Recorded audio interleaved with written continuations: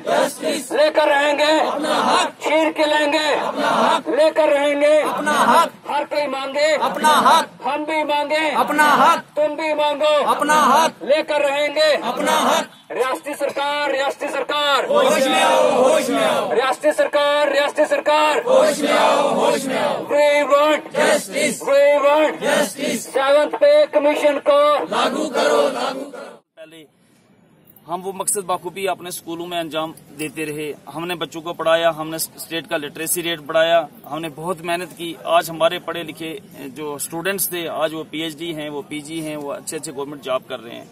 हमने बहुत मेहनत की। सिस्टम में अगर कोई खामी थी, कोई खराबी थी, तो उस वक्त की गवर्नमेंट का उसमें फॉल्ट था।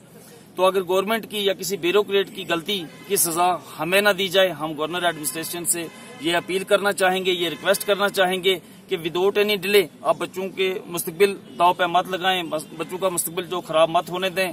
इन टीचरों के साथ जो ह्यूमिलेशन हो रही है, जो इनका इस्तेसाल हो रहा है, ये बंद किया जाए और विदाउट एनी डिले हमें 7th पे कमीशन दिया जाए। जिस तरीके से जब हम परमानेंट हो गए थे हमें 5th पे कमीशन के पूरे बेनिफिट्स मिले, हमें 6th पे कमीशन के पूरे बेनिफिट्स मिले। आज ना जाने क्यों सरकार को क्या हो गया कि हमें 7th पे कमीशन का बेनिफिट नहीं दिया जा रहा है। हम ये कहना चाहेंगे कि हमें 7th पे कमीशन का बेनिफिट जल्द से जल्द दिया जाए, ताकि हम क्लासरूम में जाएं, हम स्कूलों में जाएं, हम बच्चों में पढ़ाएं। जिस मकसद के लिए हमें लगाया गया था हम वही काम करें। हमारा पेशा जो है एक पैगंबरी पेशा है, एक ऋषि मुनि का पेशा है, दुनिया में सबसे अफजल पेशा एक उस्ताद का है। और उस्ताद इस तरीके से गलियों में आए, एक सड़कों पर उतरे, नहरें लगाए, ये एक तो उस्ताद की बेइज्जती है, पूरे समाज की बेइज्जती है। जिस कौम में, जिस मुल्क में उस्ताद की इस कदर ह्यूमिलेशन होगी, वो मुल्क क्या तरक्की करेगा, वो कौम क्या तरक्की करेगी। बहुत बहुत शुक्रिया। तालीम टीचर्स जो हैं, इनकी ये हंगर स्ट्राइक है, इनका बड़ा इनकी बड़ी जेन्युइन डिमांड है। ये चाहते हैं कि 7th पे कमीशन जो है वो इन पर भी लागू किया जाए। बेसिकली ये मुझे समझ नहीं आ रही है कि ये गवर्नमेंट ने ये क्या किया है। ये भी तो एक एम्प्लॉइज है, सारे एम्प्लॉइज पर 7th पे कमीशन लागू है। रबरे तालीम टीचर जो है उन पर 6th पे कमीशन लागू अगर हुआ है, तो 7th पे कमीशन लागू ना करने की क्या जवाजियत है।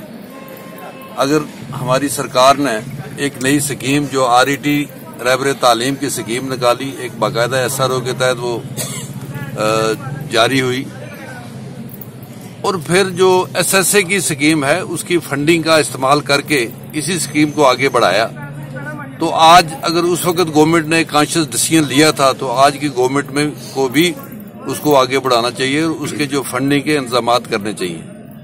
इन बेचारे टीचर्स का क्या कसूर है? ये तो हमारी कौम के मेहमान हैं। इनको तो इतना बड़ा स्टेटस सोसाइटी में है, उस्ताद का इतना बड़ा स्टेटस होता है, लेकिन आज ये गलियों में, सड़कों पे नारे लगाकर अपने बाल बच्चों की रोजी के लिए, ये रोटी के लिए ये भीख मांग रहे हैं।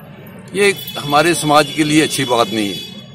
चाहिए ये था कि गवर्नमेंट को इनका जो भी मसला है इसको जल्दी हल करना चाहिए था। आज ये बच्चों को पढ़ाते अच्छे लगते, तो इसलिए ये बड़ी शर्म की बात है कि इतना बड़ा रुतबा हासिल रखने वाले लोग, इस हमारी सोसाइटी में इतना बड़ा स्टेटस रखने वाले लोग अगर इस तरह गलियों में फिरें, सड़कों पर नारे लगाते फिरें, तो ये हमारे लिए, हमारे मुल्क के लिए, हमारी सोसाइटी के लिए, हमारी स्टेट के लिए अच्छा नहीं है।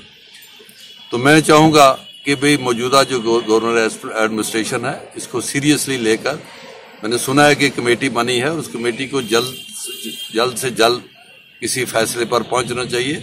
और ये जो लोग इस तरह सड़कों पे, गलियों पे फिर रहे हैं, ये अपने अपने स्कूलों में जाकर जिस स्पिरिट के साथ इस रबरे तालीम स्कीम को लागू किया था, ताकि दूर दराज इलाकों में भी तालीम बच्चों को मिल सके और ये टीचर अपने अपने इलाका जात में जाकर तालीम बच्चों को दे, और उस स्कीम का जो स्पिरिट थी उसके मुताबिक अब काम आगे चलना चाहिए।